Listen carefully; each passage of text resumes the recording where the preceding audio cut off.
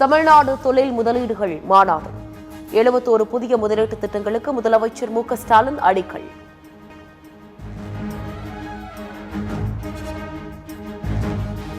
மத்திய அரசின் புதிய தொழிலாளர் நல சட்டங்களுக்கு எதிர்ப்பு தெரிவித்து தொழிற்சங்கங்கள், விவசாய அமைப்புகள் நாடு தழுவிய வேலைநிறுத்த போராட்டம்.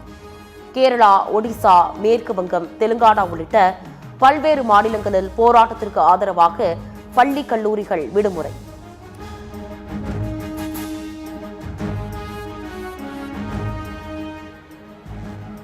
விமர்சனங்கள் செய்தவர்களுக்கான பதில்தான் இந்த மாநாடு. தமிழ்நாடு தொழில் முதலீடுகள் மாநாட்டில் முதலமைச்சர் மு.க.ஸ்டாலின் பெருமிதம். சொல்ல வேண்டும் என்று சொன்னால் பொறுத்து கொள்ள முடியாத ஒரு சிலருக்கு எங்களுடைய செயலின் மூலம் பதில் சொல்லும் மாநாடு தான் இந்த செயலாக்க மாநாடு. தொழில்துறை அமைச்சர் அவர்கள் இங்கு சொன்ன ஒவ்வொரு டேட்டாவையும் எங்களை விமர்சனம் செஞ்சவங்களுக்கான பதில் அதுதான்.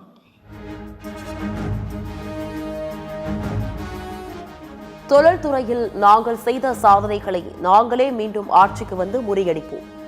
முதலமைச்சர் மு.க.ஸ்டாலின் திட்டவட்டம்.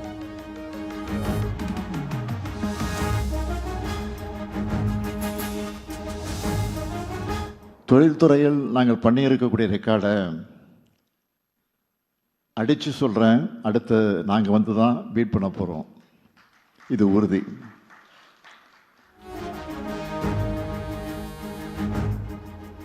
மத்திய அரசை கண்டித்து சென்னை அண்ணா சாலையில் அனைத்து தொழிற்சங்கத்தினர் இணைந்து போராட்டம். தொழிற்சங்கங்களுடன் கலந்து ஆலோசிக்காமல் நிறைவேற்றப்பட்ட 4 தொகுப்பு சட்டங்களை திரும்பப் பெற வலியுறுத்தல்.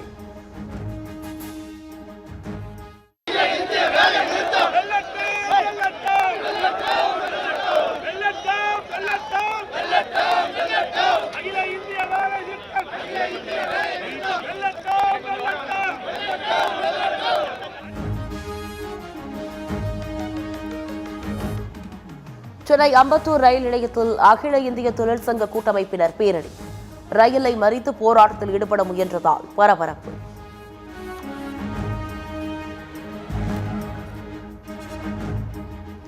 மத்திய அரசை கண்டித்து மத சார்பற்ற முற்போக்கு கூட்டணி சார்பில் இன்று மாலை மாபெரும் கண்டன ஆர்ப்பாட்டம். கூட்டணி கட்சி நிர்வாகிகள், தொண்டர்கள் பெருந்திரளாக பங்கேற்க அழைப்பு. தலைமை தேர்தல் ஆணையம் பொய்யான கூட்டத்திற்கு உடந்தையாக இருந்துள்ளது என ராமதாஸ் பரபரப்பு பேட்டி. தன்னை அரசியலிலிருந்து ஒழித்து கட்ட முயற்சி நடப்பதாகவும் அதிர்ச்சி குற்றச்சாட்டு. என்னை அரசியலிலிருந்து ஒழித்து விட வேண்டும் என்ற நோக்கத்தோடு பேசுகிறார்கள்.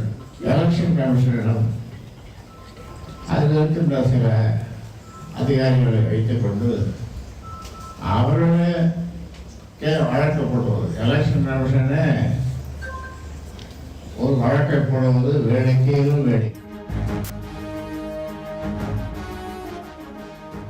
கூட்டணி பற்றி அறிவிக்கும் போது அறிவிப்போம் என தேமுதிக பொதுச் செயலாளர் பிரேமலதா விஜயகாந்த் பேட்டி.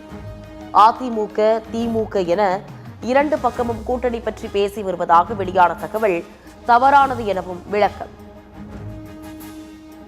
இன்னும் கூட்டணியே நாங்க உறுதி பண்ணலன்னு சொல்றோம். அப்படி எல்லா கொஸ்டினுக்கு இன்னைக்கு நான் பதில் சொல்ல முடியாது. ஃபர்ஸ்ட் நாங்க கூட்டணி அறிவிக்கிறோம், அதற்கு பிறகுதான் எங்கள் நிலைப்பாடு என்ன என்பது உங்களுக்கு சொல்ல முடியும். ஆட்சியில் பங்கு கேட்பது எப்படி சதியாகும்? காங்கிரஸ் எம்பி மாணிக்கம் தாக்கூர் கேள்வி.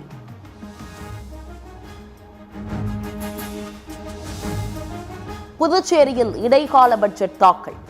ஏப்ரல் முதல் ஆகஸ்ட் வரை 5 மாதங்களுக்கு 5396 கோடி ரூபாய்க்கான இடைக்கால பட்ஜெட்டை தாக்கல் செய்தார் முதலமைச்சர் ரங்கசாமி.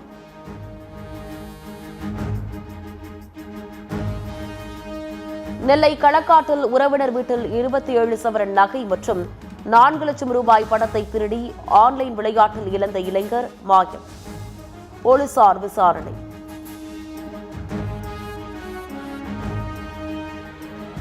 வந்தவாசி தாவேக கிழக்கு மாவட்ட செயலாளர் உதயகுமார் உள்ளிட்ட 50 பேர் மீது போலீசார் வழக்கு பதிவு.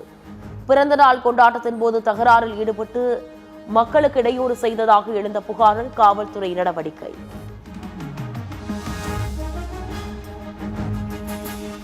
மத்திய அரசுக்கு கடந்த 10 மாதங்களில் 22.8 லட்சம் கோடிக்கு நேரடி வரி வருவாய் கிடைத்துள்ளது. மத்திய அரசு நிதித்துறை அமைச்சகம் தகவல்.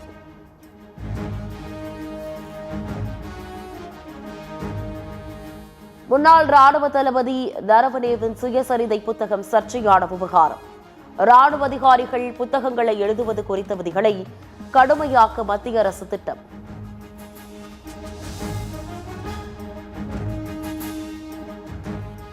மக்களவை எதிர்க்கட்சித் தலைவர் ராகுல் காந்தியுடன் வைகோ சந்திப்பு. நாடாளுமன்றத்தில் தான் ஆற்றிய ஆங்கில உரைகள் அடங்கிய நூலின் நகலை ராகுல் காந்தியிடம் அளித்து வைகோ கலந்துரையாடல்.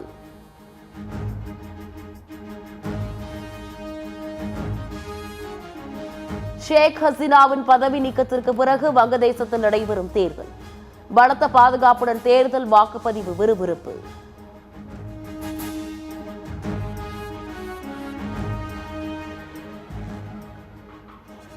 ஆகாஷா ஏர் இணை நிறுவனர் பிரவீன் திடீர் ராஜினாமா. நிறுவனத்தின் தலைமை வணிக அதிகாரியாக இருந்த நிலையில் ராஜினாமா செய்தார்.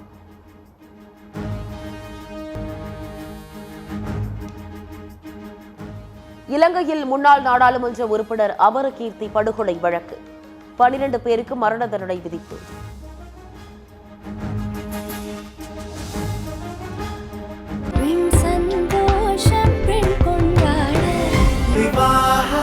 மணப்பெண்ணின் பிரத்யேகமான திருமணம் விவாஹா தி சென்னை சில்க்ஸ்.